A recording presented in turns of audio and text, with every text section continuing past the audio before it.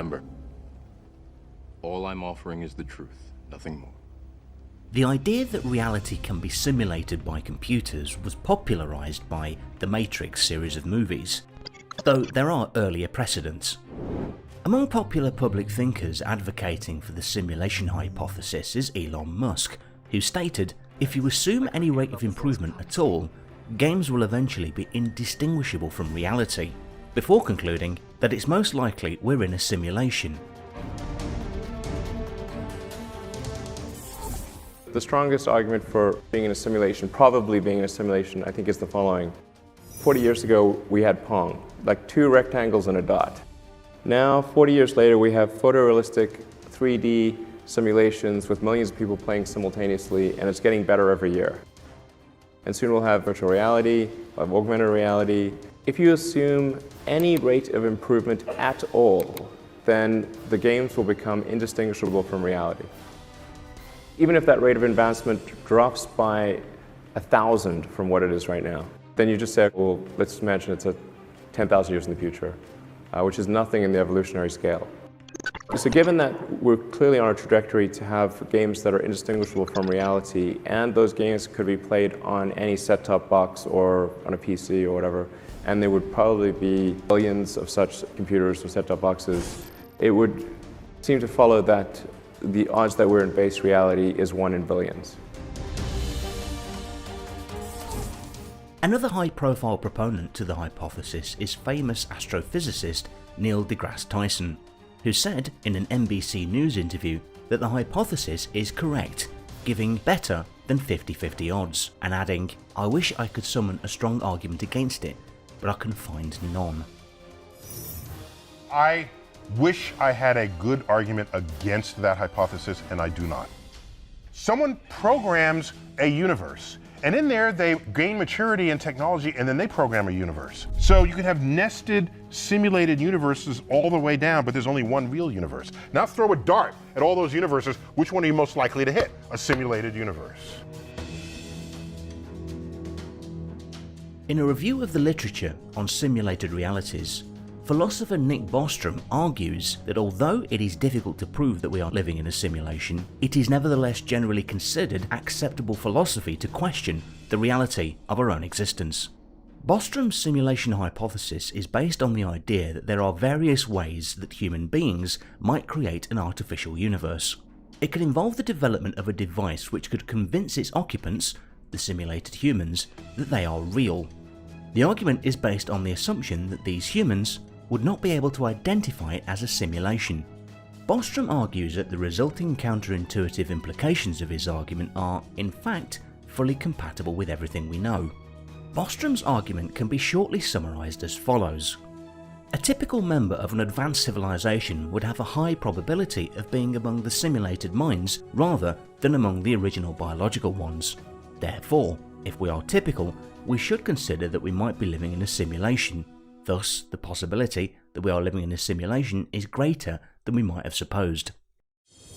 It's a kind of probabilistic argument that purports to impose a constraint on what you can coherently believe about the future and your place in the universe. And it tries to show that one of 3 propositions is true. The first is that there is a very universal pattern where virtually all civilizations at our current stage of technological development go extinct before they reach technological maturity. The second proposition, the second alternative as it were, is that there is a very strong convergence among all technologically mature civilizations. They all lose interest in creating what I call ancestor simulations. These would be computer simulations, detailed computer simulations of people like their historical predecessors, detailed enough that the simulated creatures would be conscious. And the third proposition, the third alternative, is that we are almost certainly living in a computer simulation. If all civilizations eventually reach a post-human stage with strong enough computer technology, then it must be likely for some, very advanced civilizations, to create large numbers of simulations of their ancestors or predecessors created at various points in time. Based on this logic, it is very likely that we are descendants of ancestors who were themselves created in a simulation.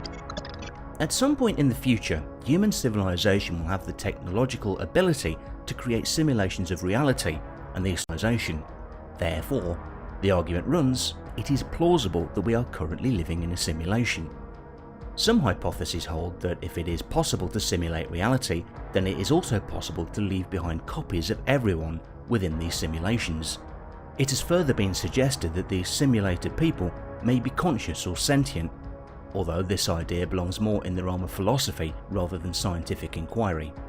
If the fraction of all people within our kind of experiences that are living in a simulation is very close to 1, then it follows that we probably live in a simulation. Some philosophers disagree, proposing that perhaps Sims do not have conscious experiences in the same way that unsimulated humans do, or that it can otherwise be self-evident to a human that they are human rather than a sim.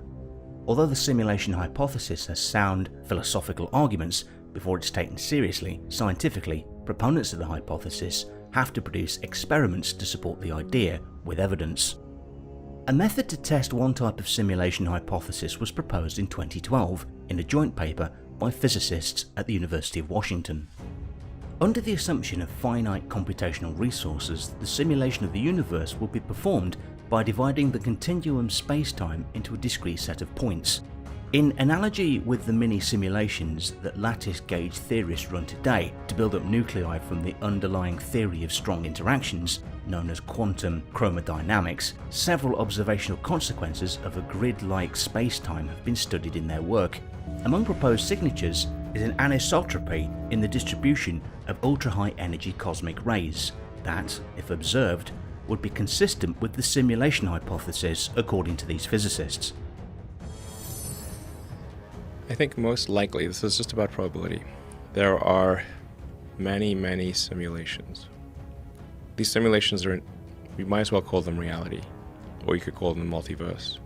Well, when we create a simulation, like a game or a movie, it's a distillation of what's interesting about life. You know, like it takes a year to shoot an action movie, and then that's all distilled down into 2 or 3 hours.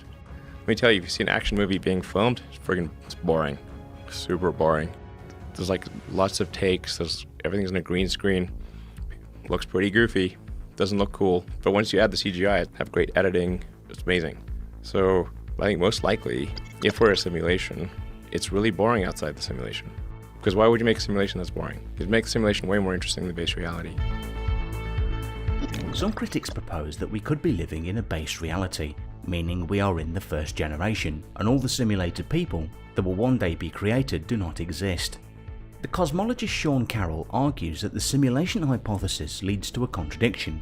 If we are typical, it is assumed, and we are not capable of performing simulations, this contradicts the arguer's assumption that it is easy for us to foresee that other civilizations can most likely perform simulations. Detractors further argue that the simulation hypothesis also suffers from circular reasoning. The argument assumes that the simulation would leave behind evidence of its creation in order to infer our existence. They say proponents of the hypothesis must show how we could be living in a simulation and how, given this scenario, a particular civilization would be capable of identifying itself as such. Some thinkers have pointed out that the simulation hypothesis is not a scientific hypothesis in the normal sense, because it makes no predictions about measurements and observations that could be tested. It has further been argued that the simulation hypothesis is unfalsifiable. If we can never have a definitive proof of our reality being base, then the hypothesis remains a philosophical conundrum and not a valid scientific theory. But if you take the simulation hypothesis seriously, economist Robin Hanson argues that a self-interested occupant of a high-fidelity simulation should strive to be entertaining and praiseworthy in order to avoid being turned off, or being shunted into a non-conscious, low-fidelity part of the simulation. But on the other side of the coin of this line of reasoning, Hanson additionally speculates that someone who is aware that he might be a simulation might also start to care less about others. At the very least, the first part of this argument, striving to live a good and interesting life, is compatible with both worldviews, whether we're living in a base reality or not. Thanks for watching. Did you like this video? Then show your support by subscribing, ringing the bell, and enabling notifications to never miss videos like this.